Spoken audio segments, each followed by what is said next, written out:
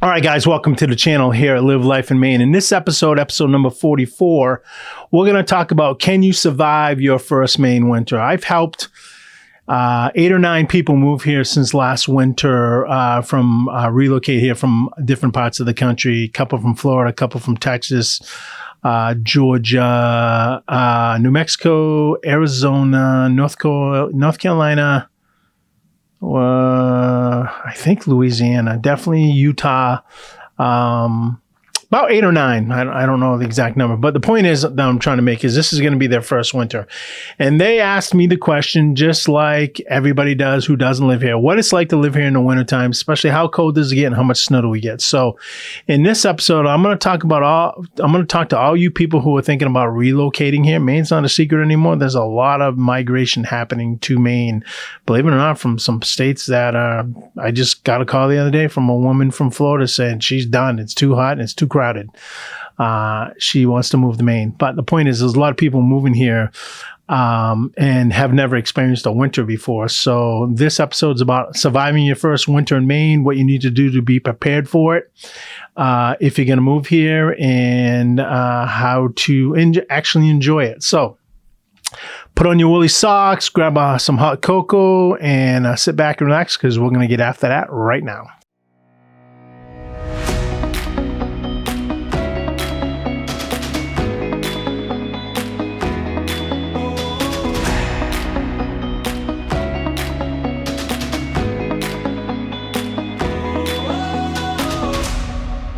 All right, guys, welcome back to the channel here at Live Life Maine. My name is Scott Tebow. I'm a real estate broker with eXp Realty.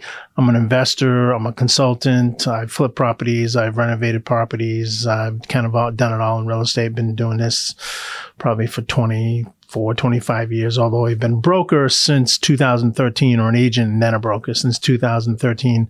You know, I've lived all over the country. I spent 8 years in the military right out of high school. I was born and raised here, so that's what we call a maniac.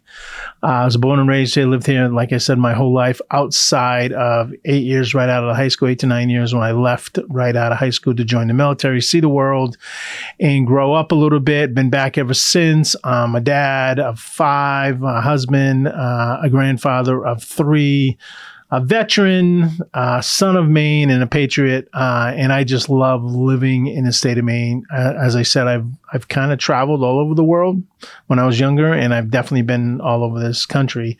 Big part, I haven't been to the big sky country yet. That's my next on my bucket list, but been all over this country. And guys, honestly, there's some pretty nice places in this country. I'm not going to deny it. And there's some pretty nice places in other parts of the world, but I don't know if I'd want to live there full time. And the reason why is, for me anyways, and maybe you, I like to change the scenery. I like to change the climate. I love the people here. I love the quality of life. I love the picturesque scenic landscapes. I love the beaches. And I love that Maine is not like, it's not overcrowded, right? We have like 1.4 million people in the state. Maybe even if we got to 2, it's still not overcrowded. There's a lot of Maine that is sparsely populated. So I love that part of Maine, but I also love where I live because I'm not like in the willywacks and the boondoggles, or, boondocks, I guess, as they say. But you can be off the grid and in the boondocks if you want to live in other parts of Maine. Anyways, this is really about how do you survive and what do you do your first Maine winter. Like I said, I've helped 8 or 9 people move here since last winter, so this will be their first winter. And I'm working with, look at my board over there, number 7 or 8 right now that are looking to relocate here. I don't know if they'll get here before winter or not, but when they do, they'll have their first Maine winter as well because they're from the warmer climate. So first thing you need to understand about Maine is Maine is really, in my opinion, 3 different climates, at least 2.5 different climates in the wintertime. Let's talk about northern Maine first, right? So that's way up there. So if you're looking at a map, find Bangor, look at Bar Harbor on the coast and go up a little bit, you'll see Bangor. And then anything kind of north of Bangor, I'm going to say 50 miles north of Bangor. So you got the upper part of Penobscot County, you got Somerset County, you got Piscataquis County, You got even further west out in Franklin County. And then obviously you have the county, which is called Aroostook. It's actually called the county. And people that I know have went to school up there, they're like, yeah, I'm from the county. It's the largest county east of the Mississippi and obviously the largest county in Maine. If you're going to live in any part of those counties, you're going to have a very different winter than you're going to have that I have down here in southern Maine. So up there, you're going to average 10, 12, 13 feet of snow in a season. Not all at once, obviously. And the seasons are longer, right? They already got snow up there, right? Where we just got a little bit of snow the other day and it's already gone. The temperature is more of a bigger thing, though. So the average temperature up there is in the low teens, 10, 8, 10, 14 degrees during the day. Sometimes it gets below that 0 mark. And at nighttime, it definitely goes below 0. So it's really, it's colder up there than it is where I live or other parts of Maine. But because it's colder, the climate's drier. And because the climate's drier, when it snows, it builds up faster. Because the snow, I know this sounds like an oxymoron, is drier. And what do I mean by that? So not wet, heavy snow, well, it's beautiful when it's falling from the sky, nice big snowflakes and stuff. It packs when it lands. Up there, it's really thin and light, so it fills up. It grows. It gets higher faster.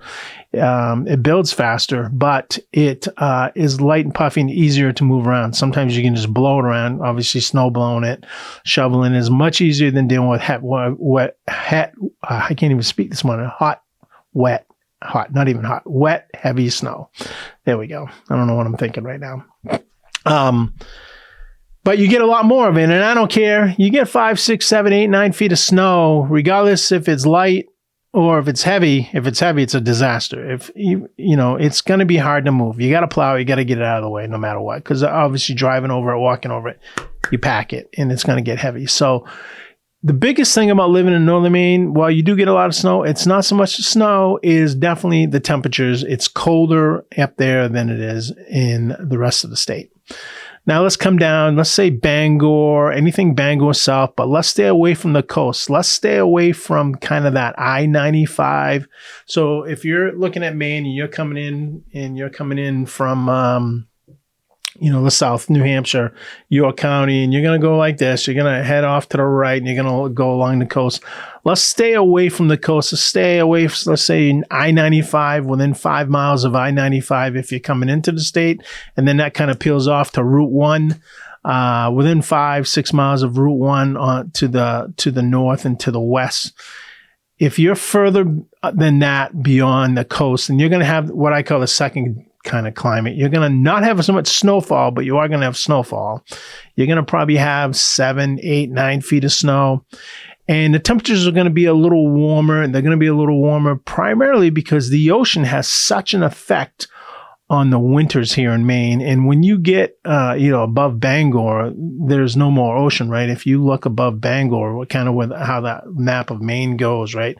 It spreads out and then it goes up like this, and really above everything up here, there's no ocean, right? You got you're bordered by Canada on both sides. Part of it is New Hampshire as well, but there's no more ocean, so it doesn't affect the weather as much in northern Maine in terms of the warmth and in terms of the type of snow you get as it does in the rest of the state. So Bangor south away from the coast, let's say I-95 or Route 1, I'm going to say anywhere from 6 to 10 miles away from the coast. Right, maybe 15. If you're in that part of Maine, then you're going to get temperatures in the 20s. Average daytime temperature in the 20s. Sometimes it'll be 10 in the teens, depends on the type of climate, type of cold front or high pressure system that's moving in.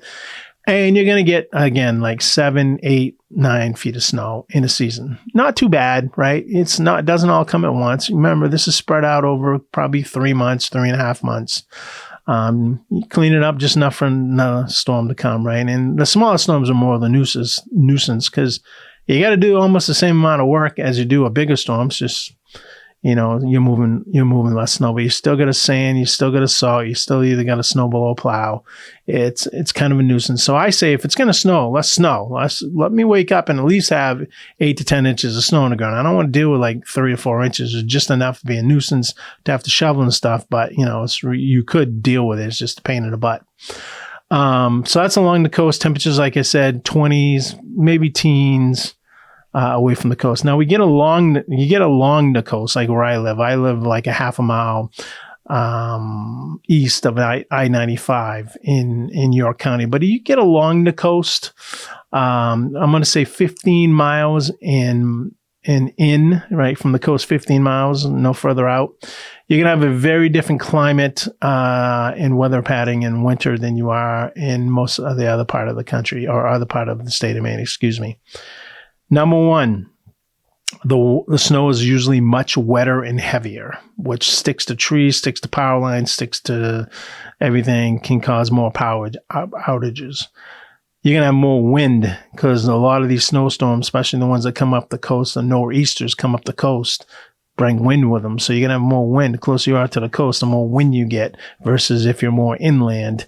That's number two. And number three, the temperatures are really fluctuated by the ocean. Now, the ocean water is actually warmer than the land by the air temperatures in the wintertime. So you're going to have typically warmer air, unless you're getting, if your climate is coming from the south and from the east, you're going to have warmer weather, or south and west, you're going to have warmer weather. If the climate, like high pressure, is coming down from the north in the west, you're going to have a lot colder, right? But for the most part, the weather temperatures in Maine, along the coast, coastal Maine, averages anywhere from 20s in the wintertime to mid to high 30s, sometimes above 40. You see snow melting happening sometimes in February, as an example, if you have snow. And in terms of snow, like last year, we got hardly any snow. And then in April, we got walloped by a couple of storms back to back. They weren't really snowstorms, but they would have been if the weather would have been, the air temperature would have been cold enough, but really messed up a lot of our beaches and caused a lot of havoc and a lot of destruction to a lot of homes along the coastal front of Maine. So, I think the weather along the coast of Maine is more volatile than the rest of the part of the state. At least what you're getting the rest of the state. You're getting colder temperatures and you're getting mostly snow in the wintertime. And along the coast, you could get rain. Freezing rain is really a problem along the coast, right? Not cold enough to make snow, but not cold enough just to rain. Anything wet, it's causing power lines and outages and tree limbs and trees to be snapped. And, so it's really a mess when you get into that type of weather in along the coast. So that's why I really say 2.5, 3 climates is really what Maine is made up of. And like I said, nor'easters. So sometimes southern Maine is the only part of the state that gets any snow, because sometimes those nor'easters, as they come up the coast, are farther away. And I keep on remembering my mic's right here. And as you get further away from them, only the edge bands, the outer bands hit the state, and that would be southern Maine as the storm's peeling off into Canada.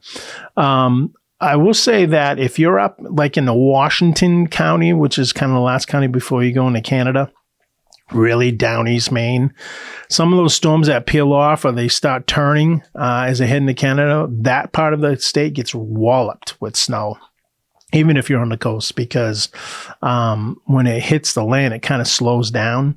When it's cruising right along, a nor'easter's cruising right along the ocean, hits the land, it slows down, and those winds and that snow keeps on filling in there. So I don't know, every time I get an itch on my nose when I'm talking to you guys. But so really, snow and wind and temperatures, depending on where you live in the state, is going to determine how you prepare for your first winter in Maine. So let's talk about, that's the weather. Let's talk about what you need to prepare. Let's talk about driving first. So if you're moving to Maine, relocating to Maine, you're going to need something other than a rear wheel drive car. Say that real times fast. A rear wheel drive car. Because rear-wheel drive, all your power is in the back. You're pushing, you're spinning, you're not going to have any control. It's very dangerous to be driving in Maine with a rear-wheel drive vehicle in the wintertime. You're not even going to be able to get up a hill sometimes because you're just going to be spinning, especially if it's greasy, if it's got some snowfall on it. I strongly encourage you, if you're going to relocate to Maine, do not drive a rear-wheel drive vehicle in the wintertime. Buy an all-wheel drive vehicle, a four-wheel drive vehicle, or at the very minimal front-wheel drive vehicle where you're being pulled, not pushed through the snow. You'll have a lot more control, a lot easier to get around, and you'll have a lot more ability to, as long as you keep your distance, understanding that you don't brake when you get on the car, you pump them as you get closer, so you're slowing down your vehicle as you go. But rear-wheel drive vehicles, disaster. When I first came back to Maine, I had in the mid-90s, I had a Mustang, and it was rear-wheel drive, and I quickly got rid of that car because I forgot how hard it was to drive those cars in the snow, and it was a disaster that first winter I was here. So I got rid of that car and get something that was a front-wheel drive at the time, and since then, I have all-wheel drive and four-wheel drive vehicles, so not a problem. But understand you don't want to have a rear-wheel drive vehicle. Let's talk about snow tires. You're going to want all seasons, probably the most economically efficient. You don't have to change them every year. You just get all season, and they work all season. They work pretty well, especially all-wheel drive vehicles, four-wheel drive vehicles, and front-wheel drive vehicles. All season tires are what you're going to want because you will get some traction. Even I have three vehicles. Well, my wife and I, between us, we have three vehicles. She has a Buick Enclave, all season tires, no problem.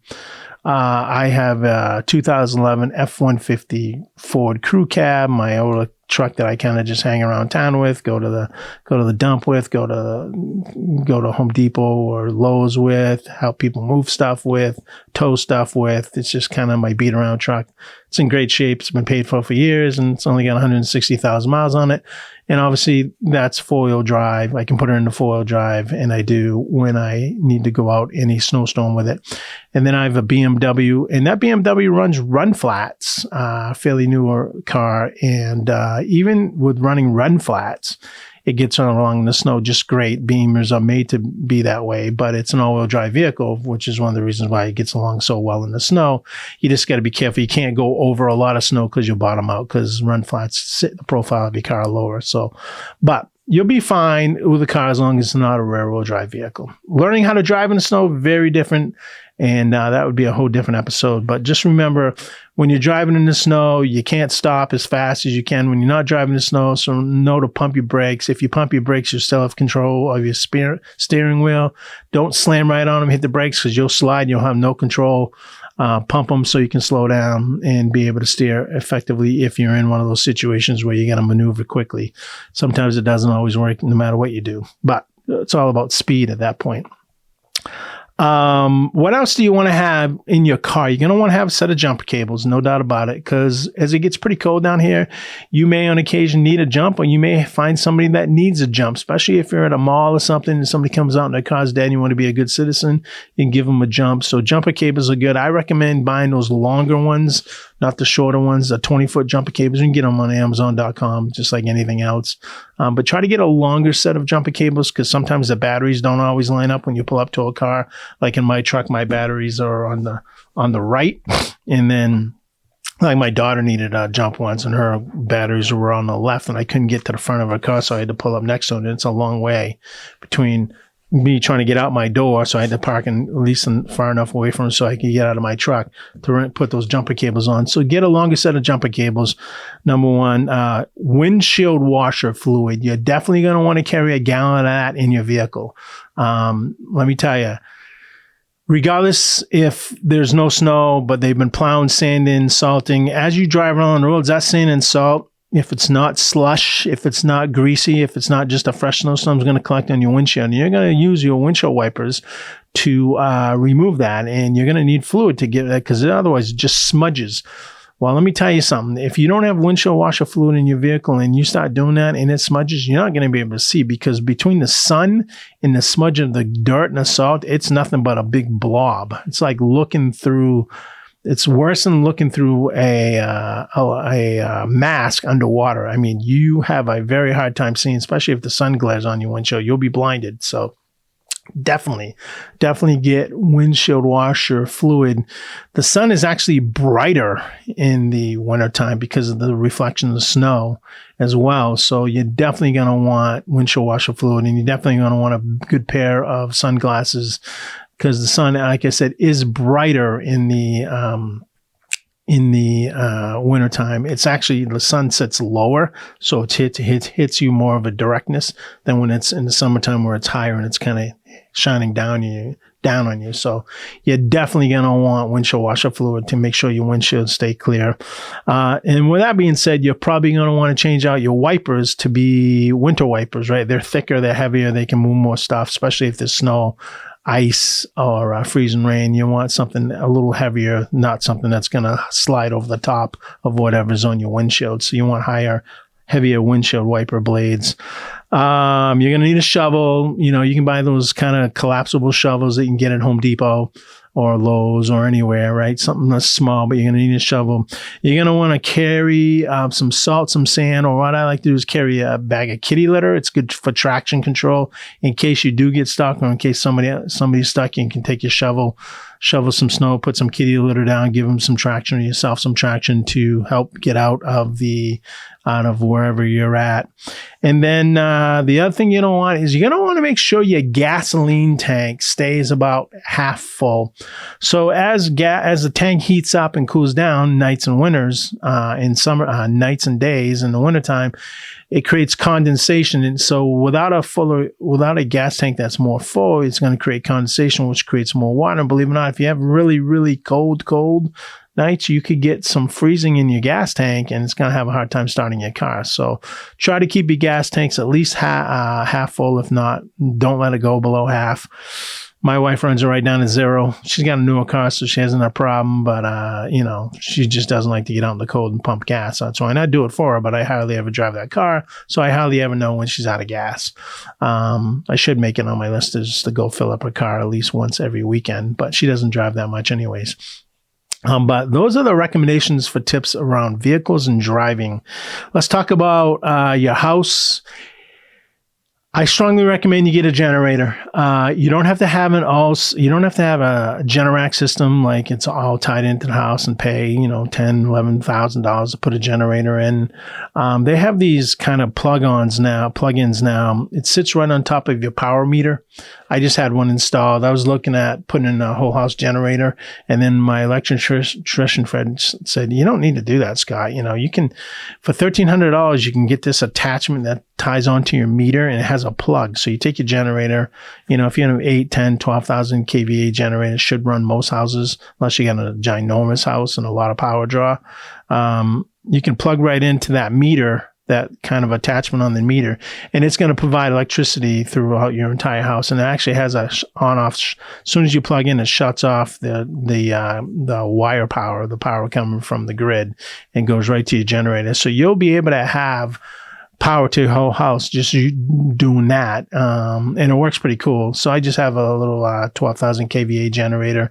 I just got to make sure it stays fuel. The problem with those types of generators is they run on gas, so they're noisy, and they have to vent, so you do have to have them outdoors. So they're not as convenient as a Generac system that's probably going to run on gas, propane, or something like that, and they're quieter, and they automatically come on when you lose power, versus having to go through that process of getting the generator out, make sure there's gas in it, getting it started, and plugging it in. However, that being said, you definitely need a generator. Even if you don't have that system, just something to plug in your furnace. And if you're on a well, your well water, make sure you got a well pump in your furnace to make sure there's heat, and maybe your refrigerator or something like that, just to have the bare necessities of power. Now, I have fiber optics to my house, which is very different from Spectrum, so I'm not dependent upon power as much as like with cable you are. Obviously, I got to turn on my modem. It's a power injector from my fiber. Obviously, I got to have that on, but I have that isolated to like one switch. And prior to having a whole house put on this kind of plug in to your meter system, I just run an extension cord up through a window and plug in that electricity box so that I have everything plugged into that power strip, and I'd have internet. And obviously everything I have in my house is now is kind of smart TVs. I don't have any cable modem stuff. It's all wireless. So just doing that made me have still internet. So it worked out great. But definitely want a generator. And with a generator, I'm going to say you're probably going to want carbon monoxide if you don't already have them. Carbon monoxide detectors in your house, because it's a deadly gas. You can't even smell it. It puts you right to sleep, and then you don't wake up. So carbon monoxide, very important, especially if you're running generators, or even if you're running like wood stoves and stuff like that can create some carbon monoxide poisoning to something. You might be running internal gas heaters or propane heaters. Just make sure you have carbon monoxide around you. Let's talk about outdoors, your driveway. 2 options: snowblower, or have your driveway plowed. Well, really 3, shovel. I don't consider shoveling a third option anymore. 2, well, shoveling can be just good exercise, but a lot of people have heart attacks from shoveling when they're out of shape, actually. So I have a snowblower. I have an Aaron's pretty good size EFI, electronic fuel injection, push start. You got to just keep it maintained, but I throw snow about 30 feet. And what I like about snowblowers versus paying somebody to plow your yard, which can be anywhere from $50 to $60 to $200 a storm, depending on how big the storm is and how many times they come back, is no matter how good they are, you're not their only client, and they're most of the times gonna rip up your lawn. They got to put the snow someplace somehow. And, they're not spending hours on your driveway because they got to get to a bunch of others. So if you don't mind that, and you don't mind paying every time it snows and having them show up when they can, then, go that route. But I like having a snowblower. I like making it clean, crisp, tight lines, and it's not messing up my whole yard. And it blows the snow. My dog used to be my kids. They'd build forts and stuff, but now they're all out of the house. Our kids are all gone. So, my dog loves playing in the snow, and sometimes you can build up some pretty big mounds if you isolate where you're blowing the snow, and, dog loves that. So, snowblower versus plowing the snow. To each his own, but you're definitely going to need something along those lines.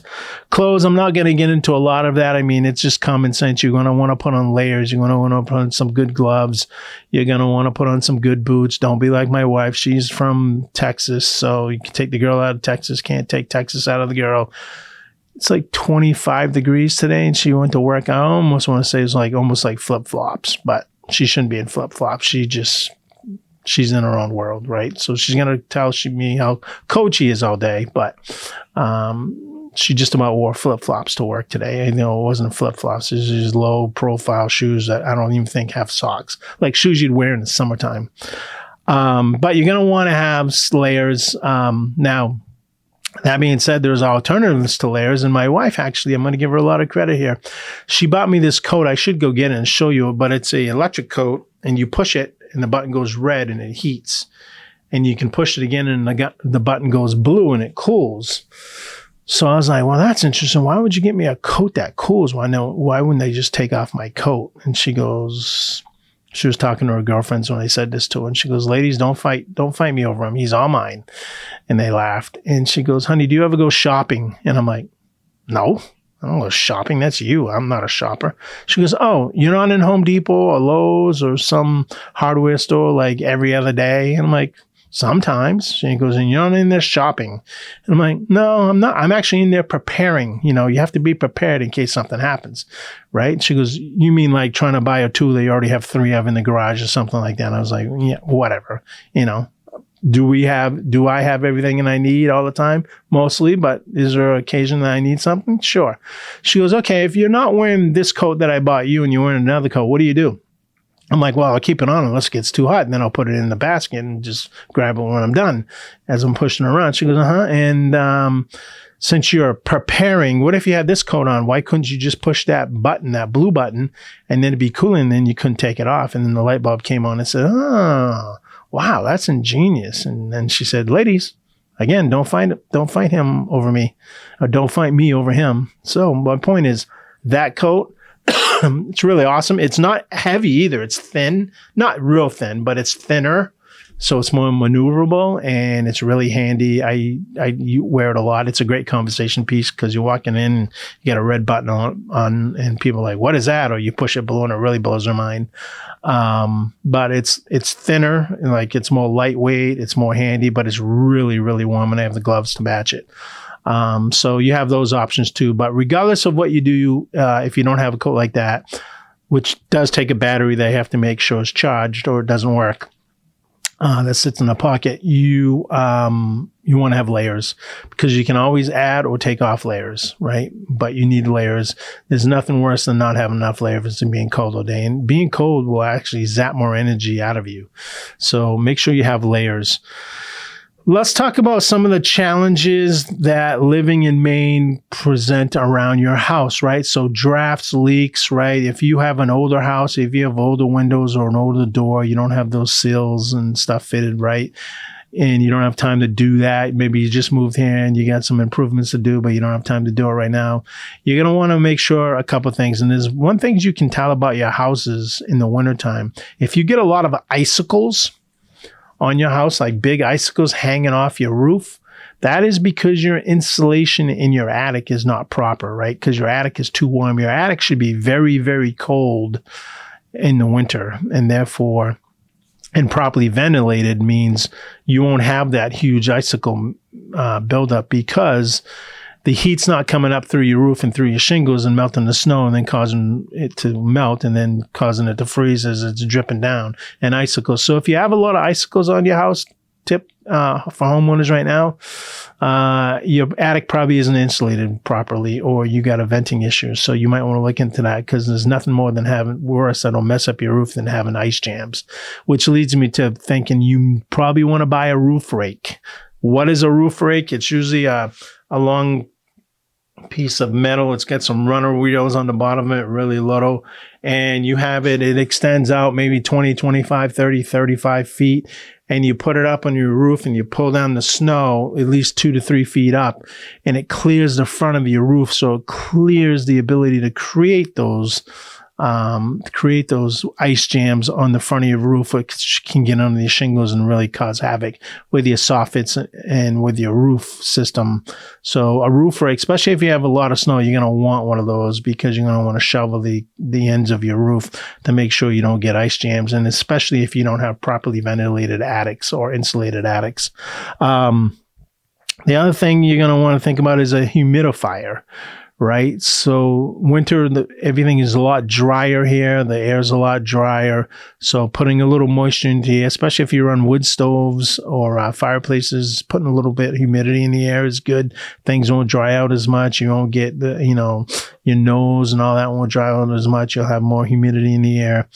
Another thing I miss with a car is if you don't have a car garage or someplace to put your car out of the snow, you wouldn't be a bad idea if your car had an electric starter on it. The newer cars come with them, but if it doesn't, you can go in a numerous number of places here, at least in southern Maine, and you have a car starter put in, and it can range anywhere from $300 to $500, but it's really handy, especially even if you don't have snow and it's cold, you want to start your car to heat it up before you get into it. So a car starter is not a bad thing.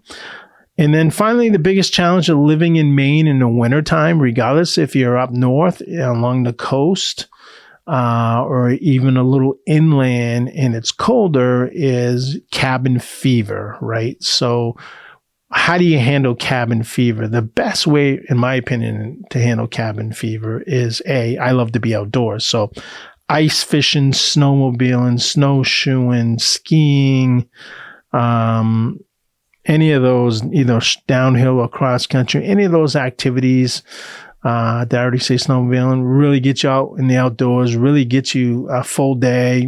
You sleep great at night because you're tired. I used to think ice fishing was pretty boring before I did it. And it's more than just digging up, putting a hole in the ice and dropping a line and having a flag and wait for that flag to pop to say you're going to fish on it. Hanging out on the lakes with buddies, friends, couples, whatever, in your, chairs or in a ice fishing hut. Cabin, playing cards, having a few toddies, sharing stories, maybe having a fire on the ice, running snowmobiles along the ice, whatever, playing games, playing bocce ball. It's a blast. It really is. As long as you're bundled up and prepared for it, it's a blast, right? Snowshoeing, obviously, good exercise, great to see. You can go in parts of Maine that you can't go without snow, with snowshoes on. Skiing, obviously, great exercise, either cross country or downhill. A lot of ski slopes around. And then snowmobiling. Maine is like a highway, especially as you get up north, Jackman, Millinocket, up in those counties I said that is like northern Maine. They got highways up there that are just groomed for snowmobiles, and they're all logging roads and stuff. They're just groomed so well for snowmobile trails, and it's a whole different world up there when you get snow like that versus just the regular dirt roads or logging roads. So a lot of people head up there on the weekends just to go snowmobile, and I have buddies that, they work 4 days a week, and then on Friday they head out. Thursday night they head out, get up to their cabins up there, and there's a snowmobiling all weekend, Friday, Saturday, Sunday. So getting out of the house, if you don't have those abilities, man, join leagues, like go bowling, join a bowling league or join a cornhole league or bingo or something to get you out of the house, right? I play in a poker league every other Friday night in the wintertime from October right through till end of March, beginning of April. And it's every other Friday night. We're older now, so we're not doing all those kind of crazy activities outdoors. So we just get out of the house at least every other Friday night with a bunch of buddies. We've been playing together since 2003, I think, or 2004. It's like 20 of us. We create a league every winter. I won't get into the details, but it's just, getting out of the house, talking and getting along with other people, not stuck in those same four walls. Just getting out of the house, playing board games, having game nights, doing stuff like that, getting out of the house, because if you don't, you can get stuck into these four walls of a house all winter long, especially if you don't like the cold, and you can get pretty depressed. I've never had that problem, but I'm sure I've heard of people that have, right? So getting out and enjoying nature. There's a lot of things you can see in the wintertime that you can't see in the summertime because the ground is white and you can see further and you can see the animals and there's no leaves on the trees, so you can see a lot more. So getting out of the house is important to avoid cabin fever, depression, or whatever it is that you may be dealing with psychologically during the long, cold winter nights in the short, cold days that, for the most part, are pretty sunny unless we get a storm, but, it can be a crappy day from time to time. Guys, really surviving Maine's first winter, while all that's important, it's about attitude, right? Do you love the four seasons? Do you love having the change of scenery? Do you love the different picturesque landscapes and different types of things that you will see from season to season? And just embrace it. Embracing the culture of Maine and embracing the different seasons and embracing the lifestyle, the quality of life is really what it's all about, to live life in Maine. And if you do that, you're going to be just fine. If you need more tips, tricks, if you're here and you think, hey, what do you think about this? What do you think about that? Drop me a line, send me a comment. Subscribe to this channel if you like what you're hearing, if this is helpful, if this provides value to you. And, there'll be other content that I drop from time to time. But I think I'm coming down with a cold. Anyways, guys, I hope this information was helpful. I started this whole channel just to try to educate everybody out there what it's like to live in Maine, from not only just living here, but to transact in real estate, to buy, sell, or invest here. A lot of my videos are on the market and how do you do stuff. And then it's about culture and the environment and the communities and what the type of environment is that you live in is like. And it's just trying to give a well-rounded a well-rounded opinion of what it's like to live here in Maine. And while Maine isn't a secret anymore because of the internet and more people are coming here, it's still a misnomer in many ways because people still think, Maine is kind of the end of the earth. You can ask 10, I'll say Generation X, maybe millennials, where Maine is, and you'll be surprised the answers. Like, they kind of know whereabouts it is, but you ask them, like, what state borders Maine, they'll be surprised what you hear. Yeah, it's up next to New York, or it's right up by Pennsylvania, or Maine. Where's that, right? Anything along those lines. But it is a very awesome state to live in. No state is not without its problems. Maine definitely has challenges, just like every other state, but the pros way, way, way, in my opinion, outweigh the cons. And so if you're thinking about moving here, you're thinking about relocating here, you're thinking about investing here, or even if you're thinking about downsizing or selling and you want to become a snowbird, I'm here to help, guys. I'm a resource. I've been doing this a long time. I have many testimonials, a lot of clients, and obviously this channel to get to know me. So I hope this information was helpful.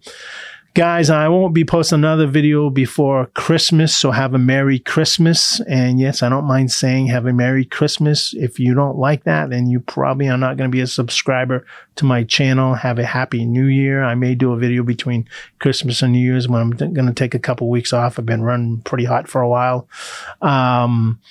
Enjoy the holidays, enjoy Christmas, enjoy New Year's. As always, stay safe. Don't eat too much food. Get out there, enjoy nature, enjoy life, make some friends, and just live life to your fullest because tomorrow's not promised to any of us, guys. All right, take care. Scott Tebow, over and out. Bye-bye.